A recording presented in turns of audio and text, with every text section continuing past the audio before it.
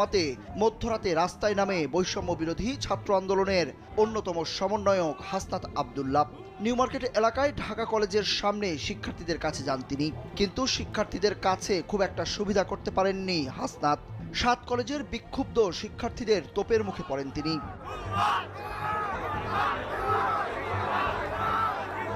হাসনাত আব্দুল্লাহকে উদ্দেশ্য করে ভুয়া ভুয়া স্লোগান দিতে থাকেন শিক্ষার্থীরা। এ সময় তার পেছনে পেছনে কয়েকজন শিক্ষার্থীকে তেড়ে আসতে দেখা যায়। পরে হাসনাত ঢাকা বিশ্ববিদ্যালয় এলাকায় ফিরে আসেন।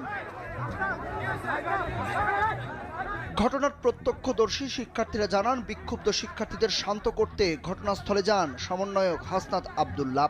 সেখানে ৭ কলেজের শিক্ষার্থীদের সঙ্গে কথা বলতে চান, কিন্তু তার কথা কেউ না শুনে চারিদিক থেকে ঘিরে ধরে এবং ভুয়া ভুয়া স্লোগান দিতে থাকেন।